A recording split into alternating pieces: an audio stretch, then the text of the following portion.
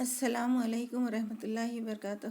Dear students, میں doctor Ismat Unnisa Kishwar, junior lecturer in Urdu, government junior college for girls, Hussaini Alam, Hyderabad.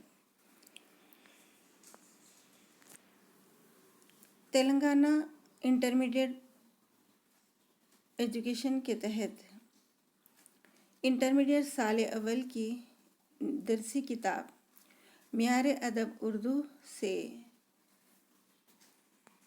مضمون میں نے لکھنا کیسے شروع کیا، جس کو ابن صفی نے لکھا ہے. آج میں اس مضمون کی تدریس و تفہیم پیش کروں گی. یہ مضمون دراصل ایک خود نوشت آپ بیتی ہے. سب سے پہلے آپ سب کو خود نوشت کے بارے میں بتا دوں. خود نوشت آپ بیتی دراصل ایک نثری ادبی صنف ہے. یہ صنف مصنف کی اپنی سوانح عمری یا پھر آپ بیتی ہوتی ہے، جسے انگریزی میں آٹو بایوگرافی کہہ سکتے ہیں. خود نوشت کا محور مصنف کی شخصیت ہوتی ہے. سوانح یا سوانح عمری یا سوانح حیات کو انگریزی میں بایوگرافی کہتے ہیں. یہ بایوگرافی کسی اور کی زندگی کے حالات کسی دوسرے سے قلمبند کرنا ہوتا ہے، جبکہ خود نوشت خود کی زندگی کے حالات خود قلمبند کرنے کو کہتے ہیں. یہ فن بھی کافی اہم فن ہے. میں نے لکھنا کیسے شروع کیا. یہ خود نوشت مضمون ہے ابن صفی کا لکھا ہوا. ابن صفی بر صغیر ہند و پاک میں سری اور جاسوسی ادب کے بانیوں میں سے تھے. آپ سے پہلے اردو زبان میں جاسوسی ادب صرف ترجموں اور چند غیر معیاری ناولوں تک محدود تھا. ابن صفی نے صحیح معنوں میں تخلیقی جاسوسی ادب کی بنیاد رکھی. ابن صفی صرف فکشن نگار ہی نہیں تھے، بلکہ ایک رجحان ساز اور تحریک ساز ادیب تھے، جن کی جاسوسی ناولوں کے سینکڑوں ایڈیشن شائع ہوئے اور ان کے قارئین کی تعداد کسی بھی اردو ناول نگار کے حصے میں نہیں آئی. آج بھی جب ہم ان کی ناولوں کا مطالعہ کرتے ہیں تو ذہن پر ایک سحر سا چھا جاتا ہے. آئیے اب نصابی کتاب میں موجود مضمون پر ایک نظر ڈالتے ہیں.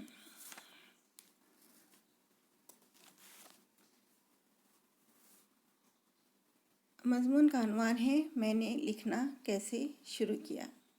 از ابن صفی. ابن صفی کا اصل نام اسرار احمد ناروی تھا، لیکن ابن صفی کے قلمی نام سے شہرت پائی. 26 جولائی 1928 عیسوی کو الہ آباد اتر پردیش کے ایک گاؤں نارا میں پیدا ہوئے. والد کا نام صفی اللہ تھا. اردو زبان کے شاعر نوح ناروی رشتے میں ابن صفی کے ماموں لگتے تھے.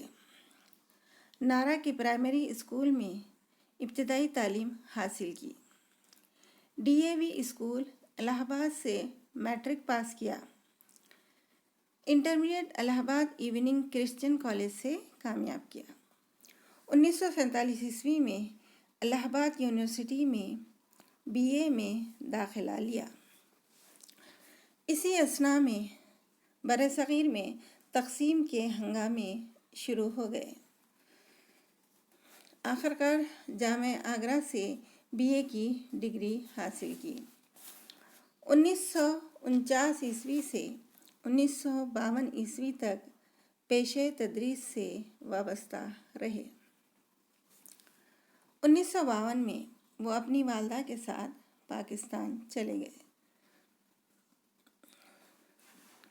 ابن صفی بلا شبہ اردو کے سب سے بڑے جاسوسی ناول نگار گزرے ہیں.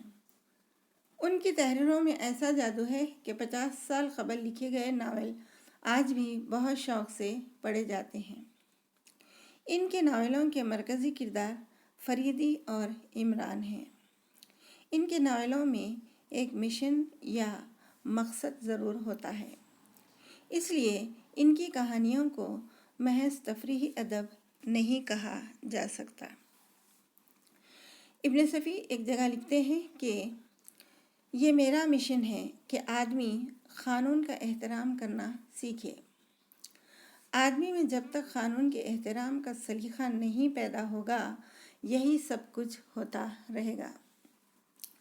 جاسوسی ناول کی راہ میں نے اس لیے منتخب کی تھی کہ تھکے ہارے ذہنوں کے لیے تفریح بھی مہیا کرتا رہوں اور انہیں قانون کا احترام کرنا بھی سکھاتا ہوں۔ فریدی میرا آئیڈیل ہے، جو خود بھی قانون کا احترام کرتا ہے اور دوسروں سے قانون کا احترام کرانے کے لیے اپنی زندگی تک داؤ پر لگا دیتا ہے۔ ان کے جاسوسی ناولوں میں فکر اور ذہنی تربیت بھی پوری طرح موجود ہوتی ہے۔ ابن صفی کا سب سے پہلا ناول دلیر مجرم ہے۔ 1955 عیسوی میں ابن صفی نے خوفناک عمارت کے عنوان سے عمران سیریز کا پہلا ناول لکھا۔ ابن صفی کے قلمی نام سے انہوں نے انسپکٹر فریدی اور سرجنٹ حمید کے کرداروں پر مشتمل سلسلے کا آغاز بھی کیا۔ انہوں نے اسرار پبلیکیشنز بھی قائم کیا، جس کے تحت جاسوسی دنیا ناول شائع ہوا کرتے تھے۔ ابن صفی کا لگایا ہوا پودا عمران سیریز اس قدر تناور ہوا کہ آج تک یہ ثمر بار ہے اور کئی ایک مصنفین اس سلسلے کو آگے بڑھا رہے ہیں۔ 1980 عیسوی میں ان کا کراچی میں انتقال ہوا۔ ابن صفی کو کالج اور جامعات کے نصاب سے ہمیشہ دور رکھا گیا ہے۔ یہاں پہلی مرتبہ ابن صفی کا ایک مضمون، جو دراصل ان کی ایک مختصر خود نوشت ہے، کو نصاب میں شامل کیا گیا ہے، جس میں انہوں نے تحریر کے طور طریقوں کے علاوہ کچھ ادبی مباحثوں پر بھی گفتگو کی ہے۔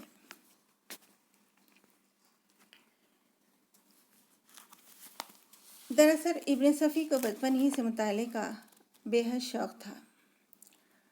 8-10 سال کی عمر میں انہوں نے اردو ادب کی مشہور داستانوں کا مطالعہ کر لیا تھا۔ مطالعے کے اسی شوق نے ان کے اندر کہانی لکھنے کی تحریک پیدا کی۔ داستان طلسم ہوشربا کی سرسبزہ وادیوں میں کھو جاتے تھے اور اسی داستان کے کرداروں نے ان کے ذہن پر بے حد اثر کیا تھا۔ اپنی خوش نویس میں نے لکھنا کیسے شروع کیا کو وہ اسی واقعے کے ذریعے شروع کرتے ہیں۔ ابن صفی کہتے ہیں کہ سورج غروب ہوتے ہی سال خوردہ محرابوں میں ابابیلیں بسیرا لینے لگتی اور مجھے ایسا محسوس ہوتا جیسے اب باغ سیب میں افراسیاب کی محفل سجے گی اور چالاک بن عمرو ملکہ حیرت کی کسی کنیز کے بھیس میں اسی کی سواری کے ہمراہ اس محفل میں در آئے گا۔ میں گھنٹوں طلسم ہوشربا کے کرداروں کے بارے میں سوچتا رہتا۔ 7-8 سال کی عمر میں طلسم ہوشربا کی 7ویں جلدیں پڑھ ڈالی تھیں اور خواجہ امرو کے شاگردوں میں مہتر برق فرنگی میرا پسندیدہ کردار تھا، اور میری خواہش تھی کہ کاش چالاک بن عمرو کی بجائے برق فرنگی ملکہ حیرت پر عاشق ہوتا۔ پتہ نہیں کیوں چالاک بن عمرو مجھے کچھ مولوی سا لگتا تھا، اور اسی 7-8 سال کی عمر میں یہ بھی سوچتا تھا کہ کاش ملکہ برہ شمشیر زن شہزادہ ایرج کے بجائے مجھ پر عاشق ہو جاتی۔ وہ ایک بھرا پورا قصبہ تھا جہاں میں نے آنکھ کھولی تھی۔ خوشحال زمینداروں کی بستی تھی، ہر طرف فرصت نظر آتی، تاش، شطرنج اور گنجفے کی بازیاں جمتی، کچھ لوگ سیر و شکار سے جی بہلاتے۔ بعض گھرانے ایسے بھی تھے جہاں زیادہ تر علم و ادب کے چرچے رہتے۔ والد مقبور کو مطالعے سے دلچسپی تھی، لہذا گھر میں ناولوں اور قدیم داستانوں کے ڈھیر لگے ہوئے تھے، لیکن مجھے اجازت نہیں تھی کہ میں ان میں ہاتھ بھی لگاؤں۔ بس چوری چھپے کوئی کتاب کھسکائی اور یہ ظاہر کرتے ہوئے کہ باہر کھیلنے کے لیے جا رہا ہوں، چھت پر بنگلے پر ہو لیا۔ سارا دن گزر جاتا، آخر ایک دن پکڑا گیا اور والدین میں ٹھن گئی، لیکن فیصلہ میرے ہی حق میں ہوا۔ والدہ نے کہا، ان بچوں سے تو بہتر ہی ہے جو دن بھر گلی میں گلی ڈنڈا گولیاں کھیلتے پھرتے ہیں۔ پھر اس دن سے کوئی روک ٹوک نہ رہی اور میں داستانوں میں ڈوبا رہا۔ پرائمری تعلیم قصبے کے اسکول میں مکمل کرنے کے بعد سیکنڈری تعلیم کے لیے مجھے شہر جانا پڑا۔ عموماً ہوتا یہ تھا کہ زمینداروں کے بچے اردو میڈل اسکول پاس کر کے بیٹھ رہتے تھے۔ اس رویے کے پیچھے در حقیقت یہ ذہنیت کار فرما تھی کہ ہمارے بچے کو نوکری تھوڑا ہی کرنا ہے جو BA MA کرائیں، لیکن میری والدہ کا خیال تھا کہ بچے کو نوکری کرنی ہو یا نہ کرنی ہو، بہرحال اعلیٰ تعلیم دلائی جائے۔ بہرحال ہم شہر آئے، کچھ دنوں کے لیے مطالعے کا سلسلہ منقطع ہو گیا، کتابوں کے ڈھیر گاؤں ہی میں رہ گئے۔ اسکول سے واپس آ کر بڑی الجھن میں مبتلا رہتا، پھر ہوائی قلعے بننے لگتے اور خود کو طلسم ہوشربا کی حدود میں پاتا۔ کسی مظلوم جادوگرنی کے لیے کوئی کارنامہ سر انجام دے کر اس کی آنکھوں کا تارا بنتا اور اس کی مدد سے پورا مطبعہ و کتب خانہ منشی نویل کشور کا اٹھا منگاتا۔ دن گزرتے رہے اور میں سوچتا رہا کہ شہر تو بڑی واہیات جگہ ہوتی ہے جہاں ڈھیروں پیسے نہ ہوں تو آدمی مطالعے کو بھی ترس جائے۔ ایک دن ایک ہم جماعت کے گھر 2 کتابیں نظر آئیں، ایک کا نام تھا عذرا اور دوسرے کتاب کا نام تھا عذرا کی واپسی۔ یہ غالباً عنایت اللہ یا کسی دوسرے بزرگ کا ترجمہ تھے۔ کسی نہ کسی طرح وہ جلدیں وہیں بیٹھ کر پڑھ ڈالیں اور بالکل ہی نئے قسم کے خوابوں میں ڈوب گیا۔ اب مجھے عذرا ملتی اور بڑے غور سے دیکھتی ہوئی نام پوچھتی۔ میں کہتا خاکسار کو اسرار احمد نانوی کہتے ہیں۔ ٹھنڈی سانس لیتی اور بہت دردناک لہجے میں کہتی، نہیں، تم خلقراتیس ہو میرے محبوب، اب سے ہزاروں سال پہلے ہم دونوں نے ایک دوسرے کو چاہا تھا۔ میں غیر فانی تھی، تم مر گئے تھے، تم نے پتہ نہیں کہاں کہاں کتنے جنم لیے اور میں تمہاری تلاش میں سرگرداں رہی۔ اب الہ آباد میں ملے ہو، کیا عمر ہے تمہاری؟ 10 سال، میں جواب دیتا۔ خیر، وہ ٹھنڈی سانس لے کر کہتی، میں 10 سال اور انتظار کر لوں گی۔ اس طرح رائڈر ہیگرڈ نے میرے کچے ذہن پر تسلط جمایا۔ طلسم ہوشربا اور رائڈر ہیگرڈ کے تاثرات نے آپس میں گڈمڈ ہو کر میرے لیے ایک عجیب سی ذہنی فضا مہیا کر دی تھی جس میں ہمہ وقت ڈوبا رہتا، ایسے خواب دیکھتا کہ بس خوابوں اور مطالعے کا سلسلہ جاری رہا۔ پھر ایک دن میں نے بھی ایک کہانی لکھ ڈالی۔ یہ اس وقت کی بات ہے جب میں 7ویں جماعت میں پڑھ رہا تھا۔ یہ افسانہ میں نے ہفت روزہ شاہد بمبئی میں چھپنے کے لیے بھیج دیا۔ جناب عادل رشید اس جریدے کے ایڈیٹر تھے۔ انہوں نے مجھے کوئی معمر آدمی سمجھ کر کچھ اس طرح میرا نام کہانی کے ساتھ شائع کیا تھا۔ نتیجہ فکر مصور جذبات حضرت اسرار نانوی۔ کہانی چھپتے ہی میری شامت آ گئی۔ گھر کے بڑوں نے کچھ اس انداز میں مخاطب کرنا شروع کر دیا: ابے او مصور جذبات، ذرا ایک گلاس پانی لانا۔ وقتاً فوقتاً شاہد ویکلی میں کہانیاں چھپتی رہیں، زیادہ تر رومانی کہانیاں ہوتیں۔ میٹرک تک پہنچتے پہنچتے شاعری کا چسکا بھی لگ گیا۔ ان دنوں ترقی پسندی کا بڑا زور تھا۔ کسی شاعر کا تعارف کراتے وقت لوگ یہ ضرور کہتے کہ جناب ترقی پسند شاعر ہیں، اور جسے تعارف کرایا جاتا وہ سمجھ لیتا کہ ان کی شاعری طبلے و سارنگی کے لیے بالکل بیکار ہوگی۔ ان دنوں عام طور پر یہی سمجھا جاتا تھا کہ کوئی نئی بات کہہ دینا ہی ترقی پسند ہے۔ جگر اور جوش کے رسیہ آزاد نظم لکھنے والوں کو ترقی پسند شاعر سمجھتے تھے۔ ہر چند کہ میں نے آزاد شاعری نہیں کی، لیکن خواہش ہوتی تھی کہ میرا تعارف بھی ترقی پسند شاعر کی حیثیت سے کرایا جائے۔ اور پھر یہ بات تو بہت دنوں کے بعد سمجھ میں آئی کہ میں اس وقت بھی ترقی پسند ہی تھا جب آزاد نظم میری مشکل پسند طبیعت سے لگا نہیں کھاتی تھی، کیونکہ بعد کی بحثوں نے ایک مخصوص نظم العین رکھنے والوں کو ترقی پسند قرار دیا تھا، اور بقیہ لوگ صرف جدت پسندی تک محدود کر دیے گئے تھے۔ پھر ان دونوں گروپوں میں بھی مزید گروہ بندیاں ہوئیں، اور اپنی ڈفلی اپنا راگ والا رجحان تیزی سے پھیلنے لگا۔ برصغیر کی تقسیم کے وقت میں BA کے پہلے سال کا متعلم تھا۔ اس دور کے ذہنی بھونچال نے کافی عرصے تک مجھے پراگندگی اور انتشار میں مبتلا رکھا۔ پھر 1948 عیسوی کے اواخر تک ذہن کا تخلیقی گوشہ ویران سا ہی رہا۔ پھر اچانک بعض دوستوں کی تحریک پر وہ برف پگھلی، اور میں نے ماہنامہ نکھت الہ آباد کے لیے تنزیات کا سلسلہ شروع کر دیا۔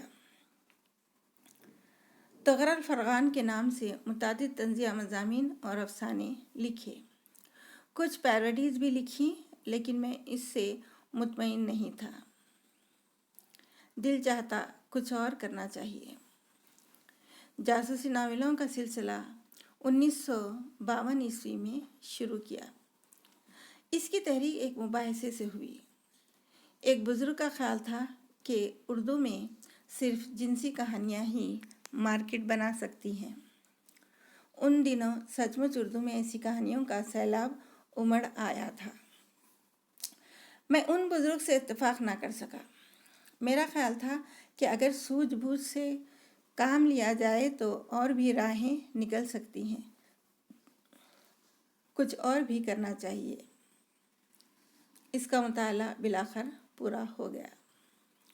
تھوڑے ہی دنوں کے بعد ایک جاسوسی ماہنامے کی داغ بیل ڈالی گئی، اور میں اس کے لیے ہر ماہ ایک مکمل ناول لکھنے لگا۔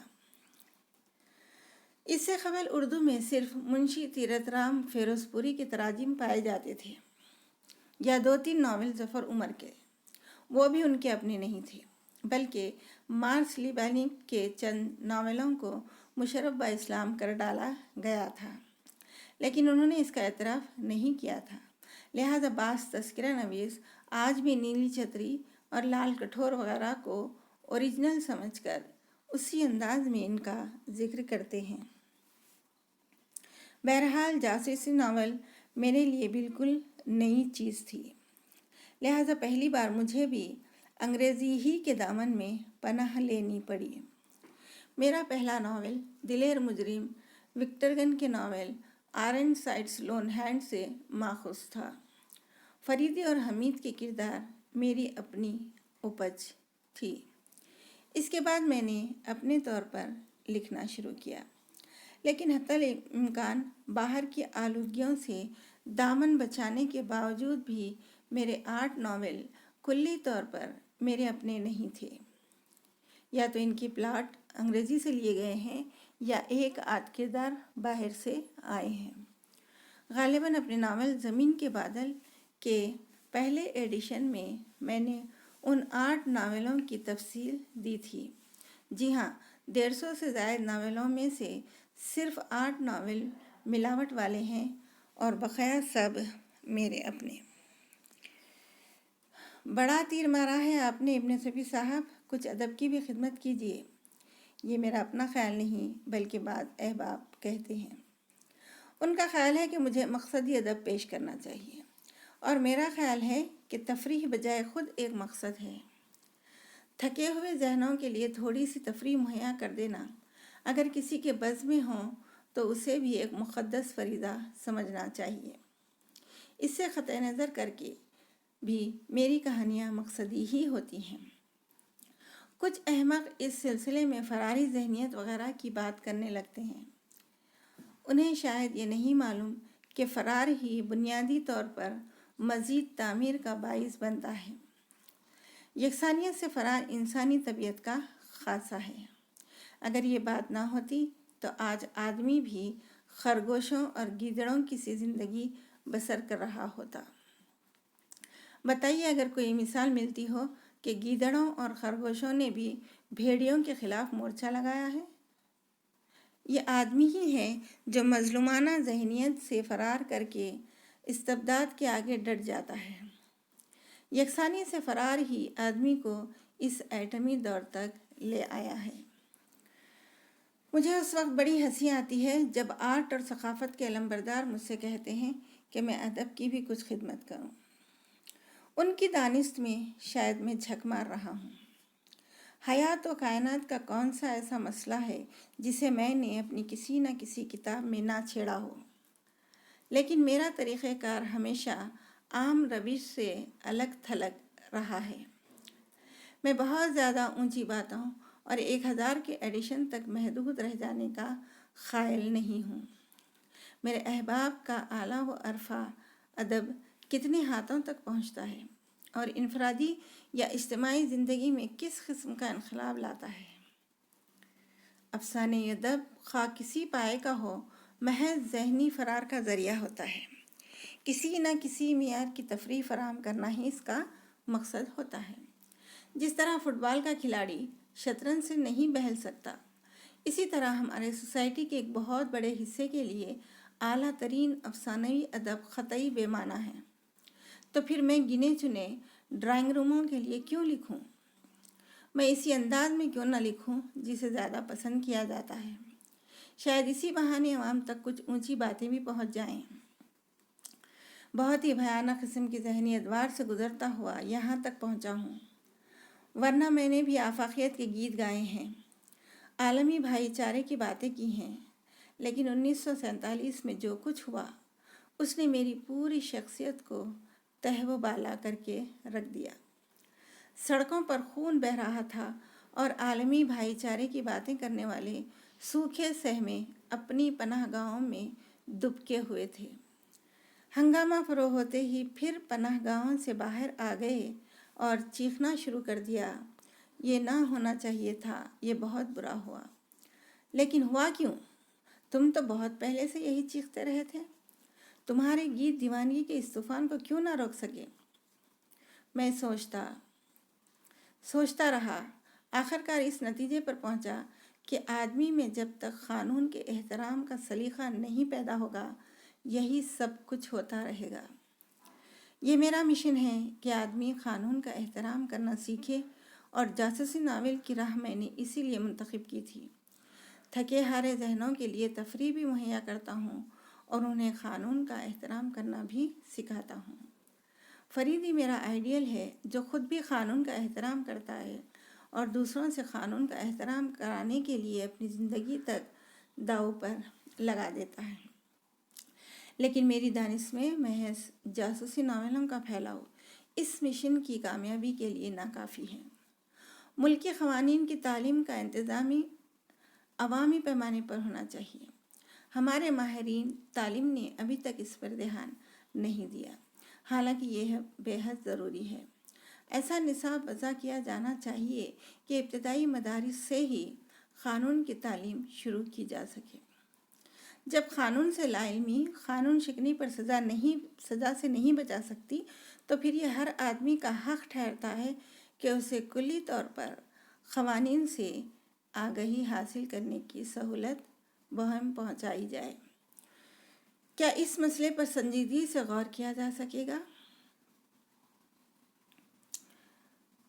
اس سوال کے ساتھ ابن صفی اپنی سوانح حیات یہیں پر ختم کرتے ہیں۔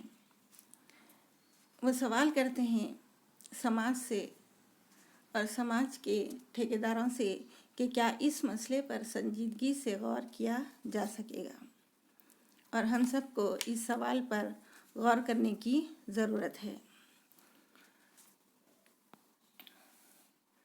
اس بات سے کوئی انکار نہیں کر سکتا ہے کہ اردو ادب میں ابن صفی کا جو مقام ہے وہ بہت ہی کم لکھنے والوں کو ملتا ہے۔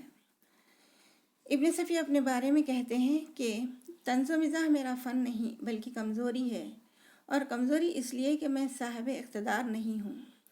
صاحب اقتدار ہوتا تو میرے ہاتھ میں قلم کی بجائے ڈنڈا نظر آتا اور میں طنز کرنے یا مذاق اڑانے کی بجائے ہڈیاں توڑتا دکھائی دیتا۔ الحمدللہ کہ میری یہ کمزوری قوم کی عافیت بن گئی، اور قوم بلا سے واہ واہ نہ کرے اسے ہائے ہائے تو نہیں کرنی پڑے گی۔ اس کے ساتھ ہی یہ مضمون اختتام کو پہنچتا ہے۔ اب اسٹوڈنٹس کے لیے یہاں پر کچھ سوالات دیے گئے ہیں اسائنمنٹ کے طور پر۔ پہلا سوال ہے مندرجہ ذیل عبارت کی بحوالِ متن تشریح کیجیے۔ اس میں 3 سطور دیے گئے ہیں جس کی تشریح کرنا ہے۔